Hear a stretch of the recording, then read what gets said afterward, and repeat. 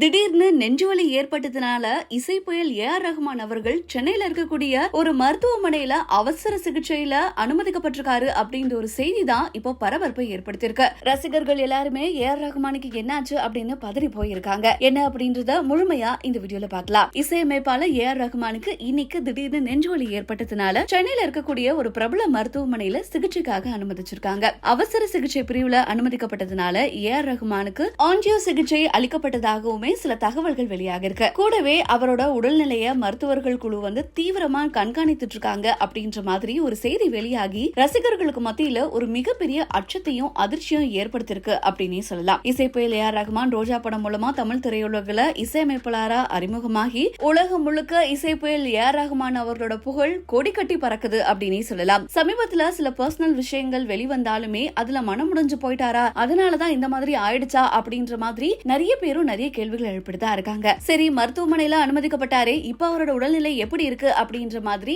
இப்போ சற்று முன் ஒரு சில தகவலுமே வெளியாகி இருக்கு. அதாவது தமிழக முதலமைச்சரான ஸ்டாலின் அவர்களும் துணைத் தலைவரான உதயநிதி ஸ்டாலின் அவர்களுமே அவங்களோட சமூக வலைத்தளங்கள்ல ஏஆர் ரஹ்மான் அவர்களோட உடல்நிலை குறித்து ஒரு போஸ்டுமே போட்டிருக்காங்க. அதுல உதயநிதி ஸ்டாலின் அவர்கள் என்ன சொல்றாங்க அப்படின்னா, உடல்நல குறைவினால மருத்துவமனையில அனுமதிக்கப்பட்ட இசை புயல் ஏஆர் ரஹ்மான் சார் விரைந்து பூர்ண நலம் பெறணும் அப்படின்னு நான் கடவுளை பிரார்த்திக்கிறேன் அப்படின்ற மாதிரி சொல்லியிருக்காங்க. இன்னொரு பக்கம் தமிழக முதலமைச்சரான எம்.கே. ஸ்டாலின் அவர்கள் என்ன சொல்லியிருக்காங்க அப்படின்னா, இசை புயல் ஏஆர் ரஹ்மான் அவர்களுக்கு உடல்நல குறைவினால மருத்துவமனையில அனுமதிக்கப்பட்டிருக்காங்க அப்படின்ற செய்தி கேட்டவுடனே நான் பதறி போயிட்டேன். மருத்துவமனையில இருக்கக்கூடிய மருத்துவர்களுக்கு கால் பண்ணி கேட்டேன். அவர் இப்போ நல்லா இருக்காரா, உடல் நலம் சரியாயி மறுபடியும் வீட்டுக்கு திரும்ப வந்துருவாரு அப்படின்ற மாதிரி சொன்னாங்க. அதை கேட்டவுடனே ரொம்ப மகிழ்ச்சி அப்படின்ற மாதிரி அவருமே அதுல குறிப்பிட்டிருக்காரு. இப்படி இசை புயல் அவர்களுக்கு உடல்நிலை சரியில்லை அப்படின்னு இன்னைக்கு வெளியான இந்த ஒரு செய்தி தான் ரசிகர்களுக்கு மத்தியில ரொம்ப பெரிய அதிர்ச்சியை ஏற்படுத்தி திரையுலகினர் மத்தியிலுமே ஒரு பரபரப்பை ஏற்படுத்திருக்கு. இப்போ என்னோட தம்பி உடல்நிலை சரியா தான் இருக்காரு, ஒரு சின்ன செக்அப்க்கு தான் போனோம், அவர் தொடர்ந்து நிறைய ஒர்க் பண்ணிட்டு இருக்கிறதுனால ஸ்ட்ரெஸ்ல இந்த மாதிரி ஆயிடுச்சு, மத்தபடி என் தம்பி நல்லா தான் இருக்காரு அப்படின்ற மாதிரி இசை புயல் ஏஆர் ரஹ்மான் அவர்களோட